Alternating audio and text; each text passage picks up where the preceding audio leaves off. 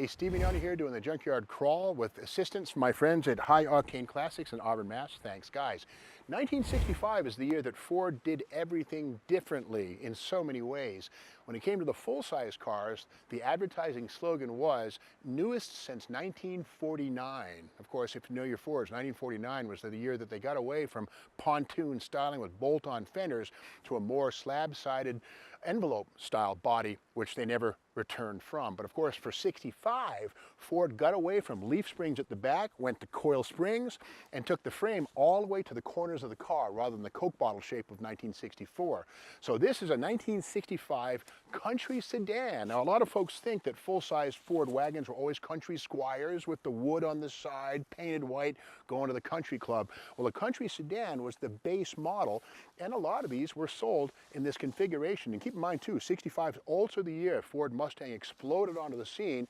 There were 559,000 Mustangs built in 64 and a half and 65, all of them wearing a 1965 VIN, but there were twice as many full-sized Fords, 980,000. A good chunk of them were wagons like this. Now, the way we know this is a base car is the bottle cap wheel covers right here with the Ford logo stamped in.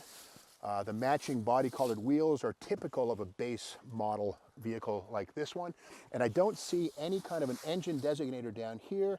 It would have a 352 or a 390 or maybe a 427 in a handful of cases. So this either has the inline 6, 240 cubes, or the 289 two-barrel.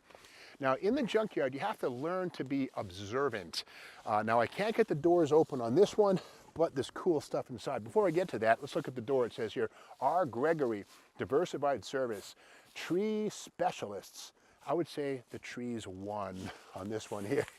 This car has been crunched and buried by trees, but getting back to the inside of this thing, this particular Junkyard has a soft spot for Corvairs.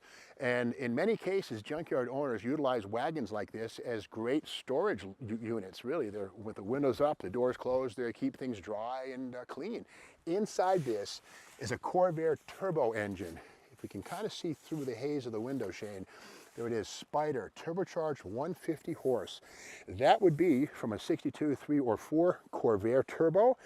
And again, that would go to 180 horsepower for 1965 and 66. But again, a turbocharged Corvair engine in the back of a wagon, not put there by Ford by any stretch.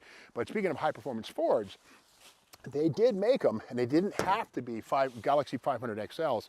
This is the 1965 Ford Police Cars and Emergency Vehicles catalog, and it says here, America's #1 police car. And look at this wagon, very, very basic. The ranch wagon, it's a 4-door, but again, black and white with those little poverty caps on it, and the Econoline wagon out behind it, coming out to answer the call. And inside this, we'll see the lineup of all of Ford's professional vehicles for 1965. Let's put this against the car so it doesn't blow around in this blustery day that we're dealing with here. But there it is right there. We can see the Fairlanes, the full-sizers, the Ford Custom, which was the base car, and again, the Country Sedan was the cheap version of the full-size wagon. Moving along, we also see these beautiful illustrations, the 2-door post. Imagine that thing with a 427 or a 390 Police Interceptor. How cool is that?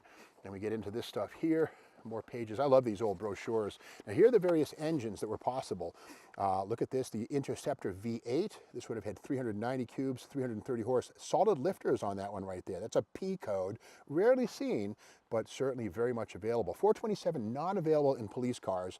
It was more of a fun mobile. But here's the wagon right here. 15 Ford police wagons offer total versatility right here. New built-in rear pillar air deflectors help keep dust and snow off rear window. Let's take a look at what that means. Let's cover this thing up here. Now we go to this corner of the car, and I've always, when I was a kid, I'd see this void. What the heck is that? Is it a styling touch?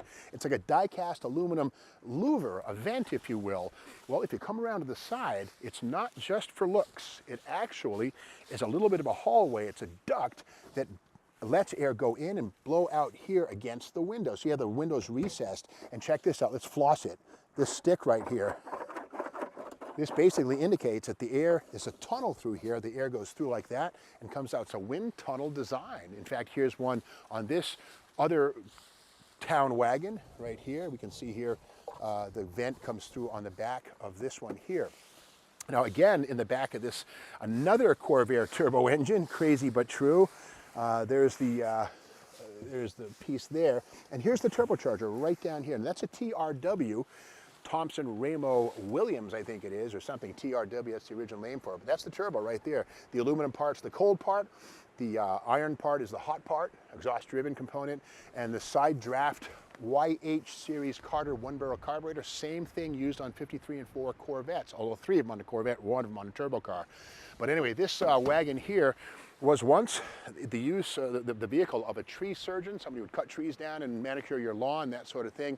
But I think now we can see that the trees have won here in the junkyard with all these leaves blowing around on this blustery fall day.